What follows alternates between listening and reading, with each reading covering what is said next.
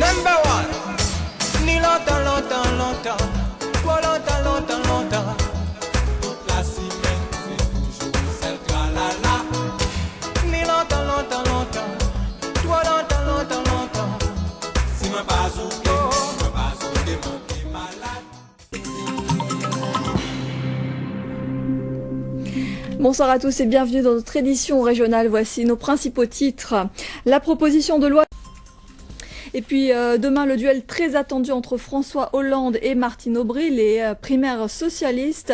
Après avoir reçu hier Victorin Lurel qui soutient François Hollande, ce soir, la parole est donnée à Félix Desplan qui soutient Martine Aubry.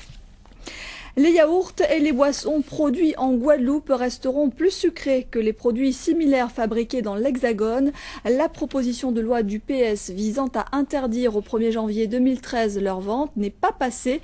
Il a manqué quelques voix. L'Assemblée l'a rejeté de justesse, à quelques voix près donc. Hervé Pédurand.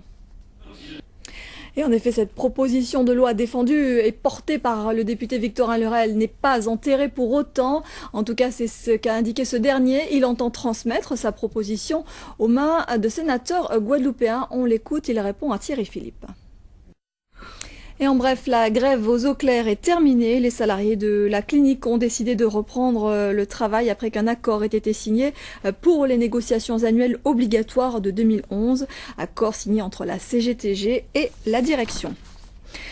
Un mois après avoir déposé son offre au port autonome, CMA-CGM lève le voile sur son projet d'extension du terminal conteneur. La compagnie maritime a décidé de jouer la transparence en présentant cet après-midi son projet aux socio-professionnels guadeloupéens.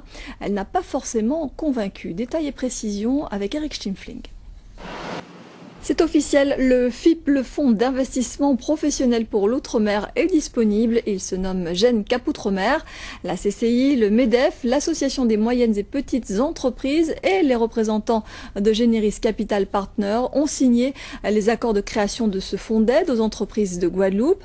À quoi va-t-il servir et comment avoir accès à Jeune Cap Outre-mer? Réponse avec Daniel Lantin, chargé de gestion de ce fonds.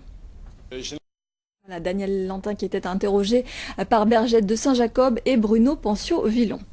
Une délégation de l'UMI, l'Union des métiers de l'industrie hôtelière, était en visite chez nous. Elle a rencontré des professionnels de la restauration et des débits de boissons. L'objectif pour les uns et les autres, réorganiser la profession en formant les chefs d'entreprise et futurs créateurs d'entreprises aux dernières législations en vigueur. Le reportage d'Eddie Golapcan et Jean-Marie Mavounzi.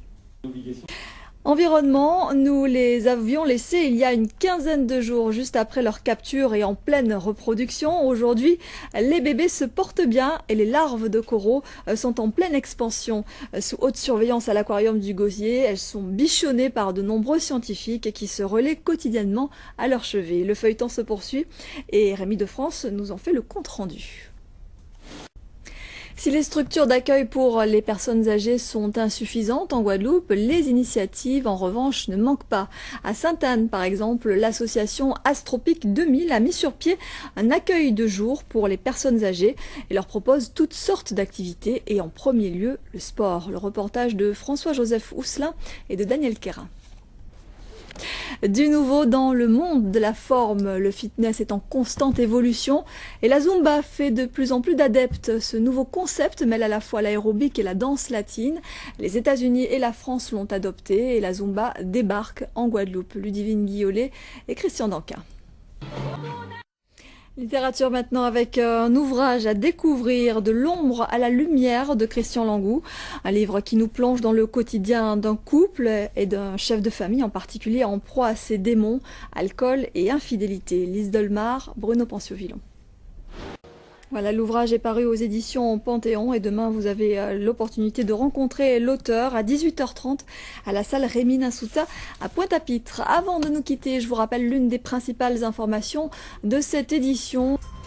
Juste après votre série Humour Domino, retrouvez 2 épisodes de Mad Men. Notez demain, à l'occasion du second tour de la primaire entre Martine Aubry et François Hollande, Guadeloupe Première retransmettra en direct ce débat à 14h35. Cette émission spéciale sera présentée par David Pujadas. Vous retrouverez demain à 13h Laura Séné. Nous on se donne rendez-vous à 19h30. Très belle soirée.